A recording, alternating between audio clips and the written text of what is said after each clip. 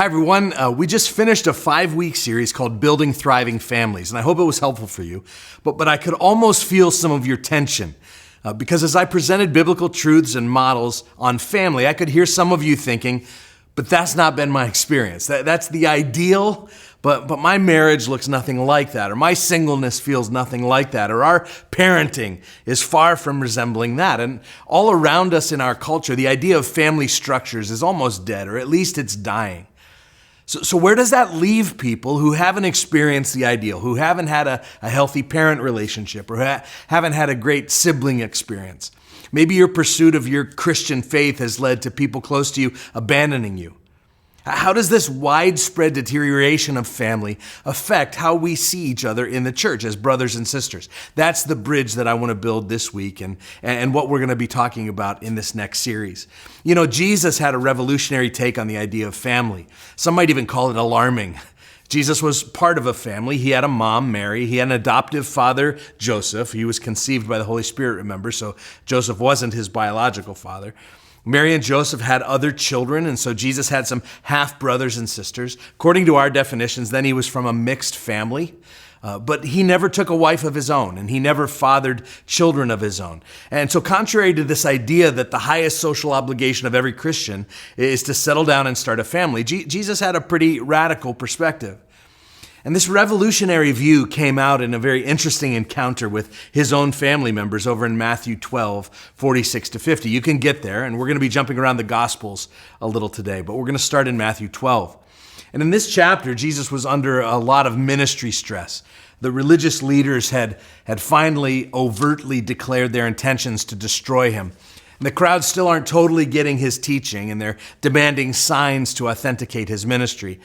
And despite all of these pressures, Jesus is still uber focused on his mission of teaching and healing and casting out demons. And just as these pressures are crushing in on him, he gets a surprise visit from his family, his mom, his brothers and sisters. I can feel some of you tensing up right now just thinking about family dropping in at your workplace. Mark's account of this incident hints that they showed up to try to dissuade his ministry in some way. They heard about the trouble that he was causing. Maybe they thought that he was in some danger. Maybe they thought he was out of his mind. Maybe they just wanted him to come home for a while and perform some of his elder brother duties. Some scholars wonder if the reason that Joseph isn't mentioned in this account is that maybe Joseph has died by this time. No matter what's happening, his family showed up to alter Jesus' ministry in some way. So I want you to look at Matthew 12, 46 to 50 to see this first glimpse at Jesus' revolutionary perspective on family. It says, while he was still speaking to the people, behold, his mother and his brothers stood outside, asking to speak to him. But he replied to the man who told him, "Who is my mother and who are my brothers?" There's the question. And stretching out his hand toward his disciples, he said, "Here are my mother and my brothers, for whoever does the will of my Father in heaven is my brother and sister and mother." Now, that's radical. And listen, I want to be clear up front. Jesus did not come to abolish the family as we know it. Later, he would uphold kind of the classic family commands like children obey your parents, and he rebukes those who tried to abolish traditions that would require them to care for their family members. So he's not destroying the family. And just from the creation account to the Ten Commandments to the New Testament letters, we see again and again that the earthly family construct is primary among all other institutions in society. And despite what seems like kind of a snub to his mom and his brothers in this text, eventually Jesus would return to Nazareth, near his hometown, where his family was still living, and he would do ministry there. So we have to ask, well, what's actually happening here in this text? I think we're getting our first glimpse at a theme that's going to continue through the New Testament, and it's today's big idea, that Jesus prioritized the spiritual family over the biological family. Jesus demonstrates the kind of the preeminence of a commitment to him and his kingdom, which places people in a new spiritual family. I want to take you to another example of this over in Mark chapter 10, 28. This is a section following Jesus' encounter with the rich young ruler, this young man who wouldn't part with his riches to follow Jesus. Now remember, the disciples are watching this exchange between Jesus and this young man.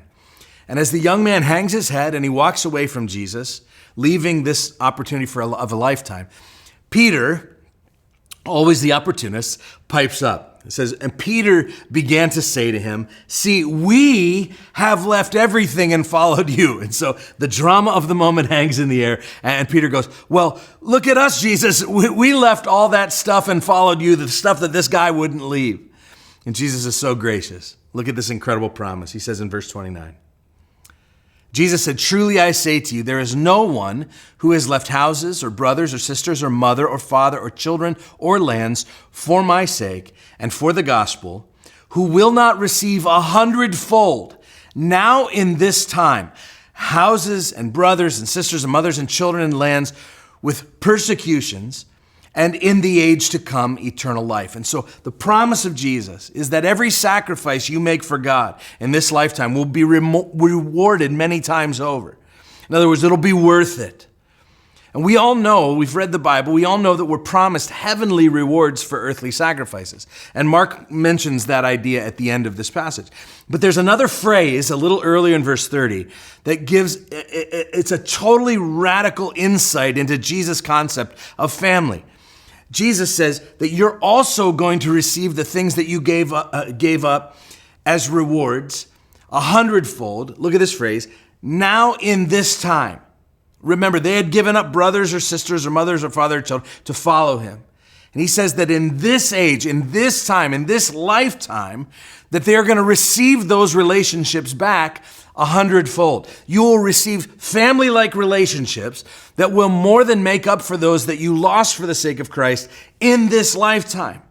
What's Jesus saying here? What is he promising? What is he envisioning?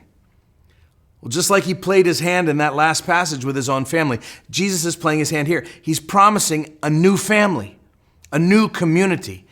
And actually, guys, he's referring to the church. He's promising that people who lose their families for the sake of his kingdom will have a bigger and more robust family. The church is the promise. The church is the blessing. The church is the reward for those who have given up everything to follow Jesus. And we have to ask the question, are we living up to this promise? Is the church a compelling enough reward?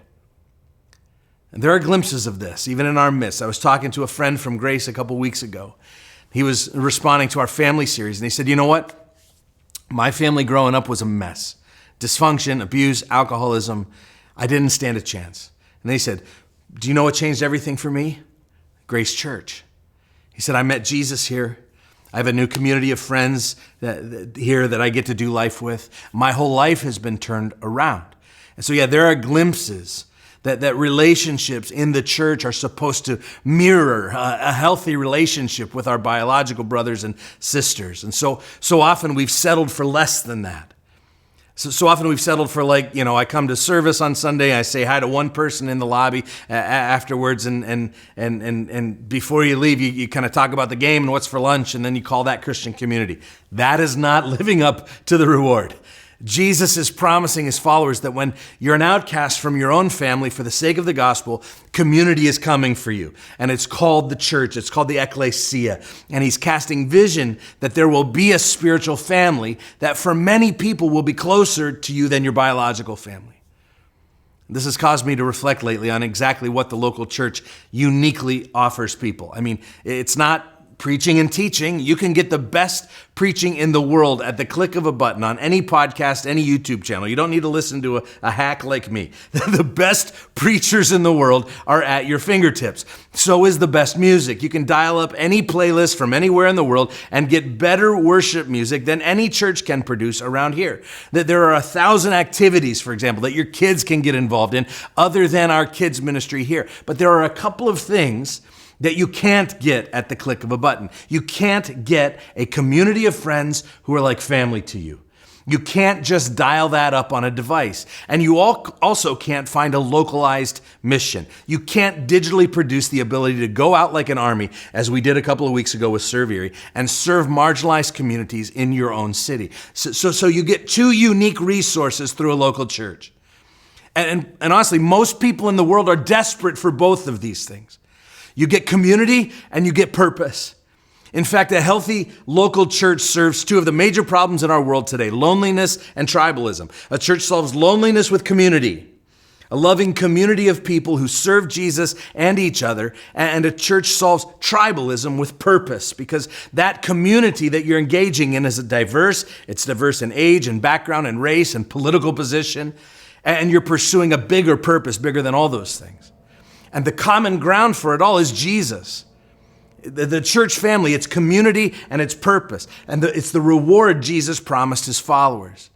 You see, if you are a disciple of Jesus, you have two families. The first one, your family of origin, is the one you were born into. You had no choice in that matter. You popped out, and it is what it is.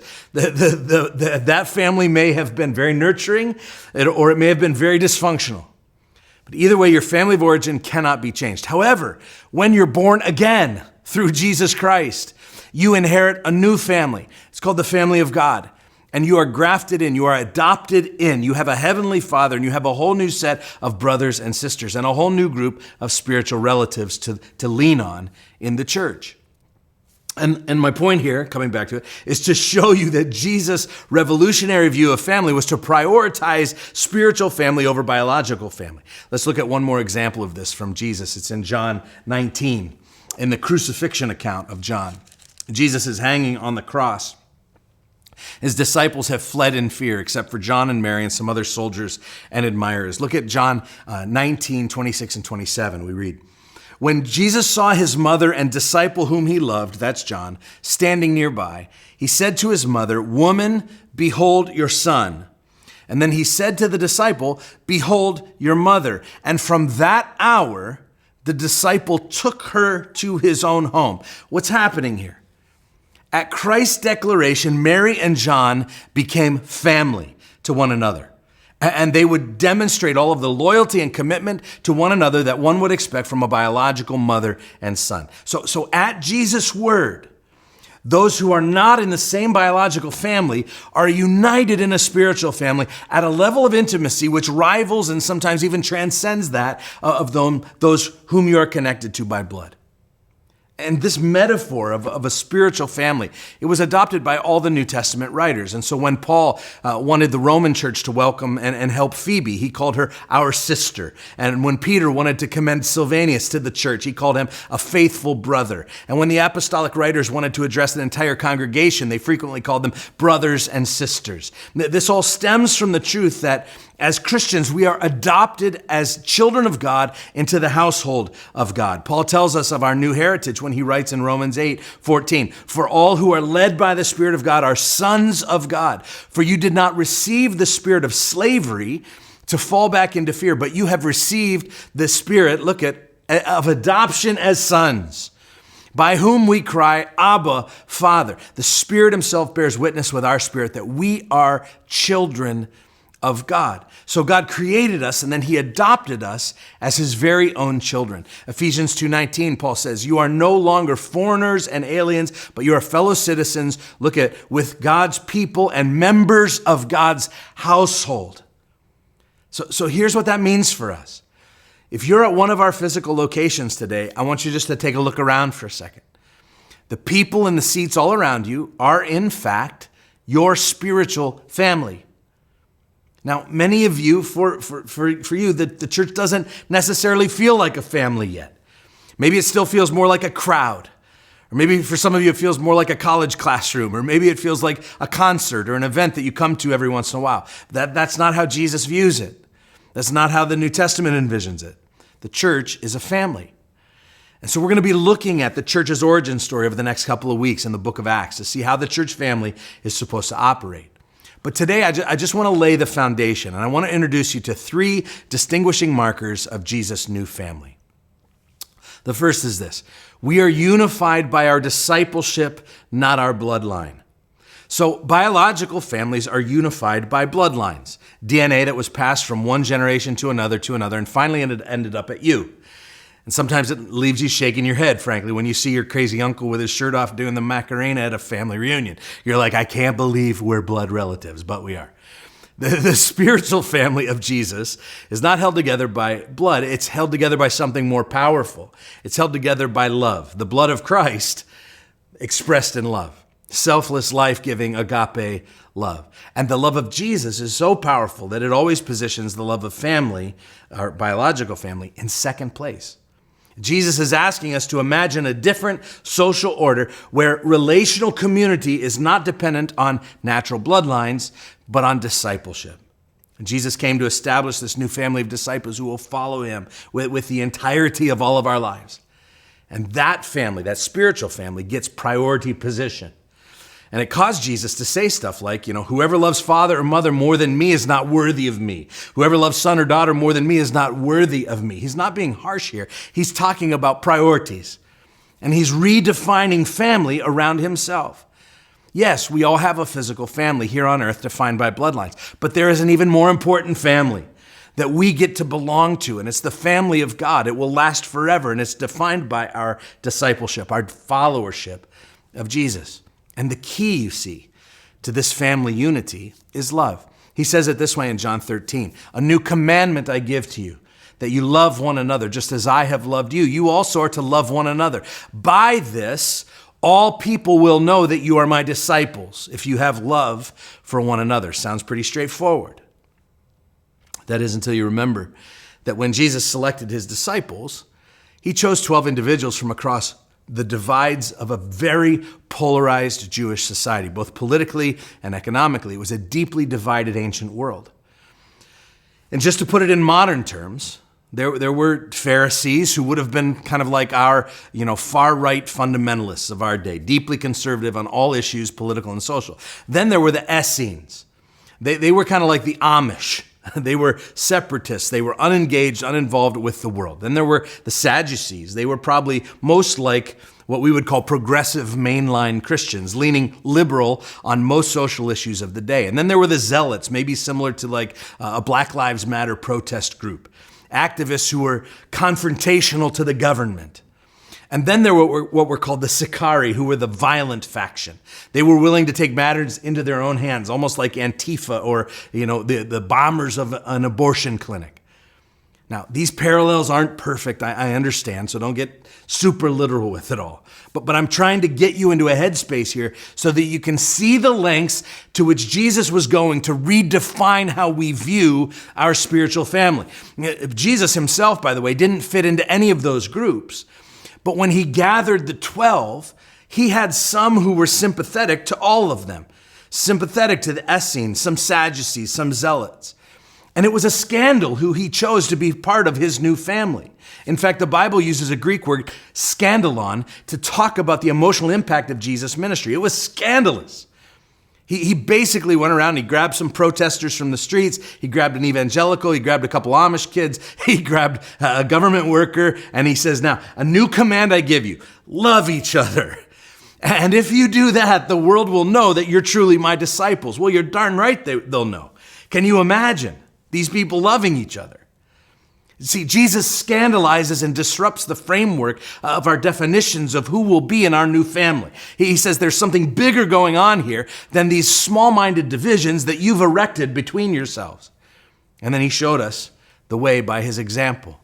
He wasn't supposed to talk to a Samaritan woman. Samaritans were the equivalent of the Taliban to the Jews. He wasn't supposed to be kind to Roman soldiers. They were the oppressors. He was supposed to be speaking truth to power. He wasn't supposed to show acceptance to prostitutes or eat dinner with corrupt government workers. But he did all of these things because he was a scandalizer of the status quo. He was offering a different way, the way of love. And true disciples would walk in this way. So guys, we are members of a new family, connected together in our followership, our discipleship of Jesus, and unified by a love that doesn't make sense. So the first distinguishing marker of Jesus' new family is that we are unified by our discipleship and not our bloodlines. Here's the second marker. We are fueled by our selflessness, not our individual success. We said in the last series that one of the spoken or unspoken values of the nuclear family model, the American dream kind of family, is this idea that each family member must succeed individually. Dad needs to be successful in his work. Mom needs to be successful in her work. Little Sally needs to be successful at school. Little Tommy needs to be successful at sports. And we will go to great lengths rearranging our lives, rearranging our schedules and our weekends and our need for family time to make sure that each individual reaches the heights of their individual goals. But in our new spiritual family, Jesus has given us new ground rules. The goal is to help each other succeed. He says in Matthew 23, 11 and 12, he says, "The greatest among you shall be your servant. Whoever exalts himself will be humbled. Whoever humbles himself will be exalted." Paul would say later in Philippians 2:4, "Let each of you look not only to your own interests, but also to the interests of others." And we see the early church family living this out. Whenever there were needs that arose among them, people in the church would meet those needs. People would sell their lands and their properties, and they would bring it to the disciples' feet so that the needs of others in the church might be met. That the we was greater than the me. And see, part of what made the church compelling to the world around them at the time was their selflessness. There was this ancient letter recovered. I've shared this before, but it's called the letter to Diognetus. It has been dated around 120 AD. The Christian movement was brand new. This was a letter written to a non-Christian trying to explain how this new upstart movement called Christianity was spreading so fast in the Roman Empire. And it gives us just a fascinating historical glimpse into the lives and habits of individual Christians in the early days of the church. So here's an excerpt from the letter. He says, "Christians busy themselves on earth, but their citizenship is in heaven. They live in their own native lands, but they live as aliens, for every foreign country is to them as their native land, and every native land is as a foreign country. They marry and have children, but they do not kill unwanted babies. They share their table with everyone, but they don't share their bed with everyone. They love everyone, but are persecuted by all. They are poor and yet make many rich. They are short of everything and yet have plenty of everything. They are treated outrageously but behave respectfully. They are mocked but bless in return. And when they do good, they are attacked. And when they are attacked, they rejoice as if being given new life." Now, there's a bunch here, but there are at least 4 lifestyle choices that people were marveling at in this original church. And it's the last one that I'm driving at in this point, but I want you to see the other ones too. First is the complete absence of racism. Did you notice that? He said that they live as aliens, and every foreign country is a native land. Every native land is a foreign country. That they were Christians first. Wherever they had come from in the world, they were Christians first. I'll come back to that in a moment. Notice also they had a high view of life. He says they don't kill unwanted babies. In ancient times, parents had the right to discard of female babies, for example, into the river, just kill them. It was all legal. But Christians refused these behaviors. They saw every life, no matter how unwanted, as precious. Third, they had a countercultural view of sex.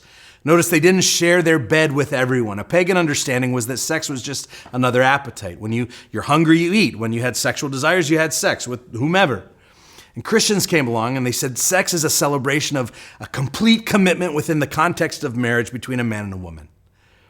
And finally, to our point, there was this eye-popping generosity. He said they shared their table with everyone. As anyone had need, they shared. People couldn't believe how quickly these Christians were to give their stuff away so that others would benefit, that they chose a simple lifestyle for themselves in order to better other people. They were short of everything, and yet they were happy with what they had. This is an open-handed life of contentment. Christianity took the Roman Empire by storm in those early days. Not because of their political clout, not because of their protests, not because of their theological rants. Simply, nobody could match the beauty of the lives of these Christians. Their lifestyle was stunning, that their selflessness was startling. Paul would say it plainly when you're given a gift from God. Not just a financial gift, but any gift, a skill, a talent, a past experience. Here's why God gave that to you. He gave it to you to serve others. He gave that gift to you not just to benefit you, but to benefit someone else. And so I'd ask, is there anything in your life right now that you have mistakenly assumed was given to you for your own success? Maybe a position at work, maybe a windfall of extra money, maybe a little extra time. And you just assume, well, I'm just going to spend this on me. Well, maybe it wasn't given for you and your success. Maybe it was given so that you could be selfless. Selflessness is the second marker of Jesus' new family. Here's the third marker, that we are known for our diversity and not our commonalities. So when you're part of a biological family, one of the things that happens is that there are common family traits. There are resemblances to your family ancestry. We say things like, oh, you have your mom's eyes, or you look just like your dad, or he has his grandpa's smile. There are these common physical traits or personality traits even, or predispositions that tend to pass from generation to generation. These are family commonalities in a biological family. Now, by contrast, one of the outcomes of being in an adoptive family is diversity. So in the family of God, in our spiritual family, we were all adopted in. And so like any adoptive family, we come with radically different backgrounds and ages and ethnicities. So the church is not a homogeneous collection of people with everything in common. It is a very diverse collection of people whose only commonality is being adopted as a son or daughter of God. And so here at Grace, even though I would love for us to be much more racially diverse, we still have many ethnicities represented in our church body. And we're also diverse in other ways. We're diverse in age. We have young and old. We're diverse in background, in socioeconomic status. We're diverse in political party. We're diverse in theological ideologies. We are a melting pot, like everywhere else, of a great divergence of tribes and ideas. And I want to take you to what I think is one of the starkest pictures of church diversity in the Bible. It's in Antioch. One of the reasons Antioch is famous to us is because Acts 11:26 tells us that in Antioch, the disciples were first called Christians. This term Christians, which just means little Christs, that this place is where we got our name. Now let me tell you about Antioch. Antioch was built in 300 BC, and like all cities in those days, it had a big protective wall around the outside. But what made Antioch unique is that it had huge walls built inside the city too. You see, Romans and Greeks and Jews and Persians and Indians and Africans and Asians and a bunch of other ethnicities were represented in this city, 18 of them in all. And so in addition to this huge outer wall, they built huge inner walls outlining 18 separate ethnic quarters right into the architecture of the city.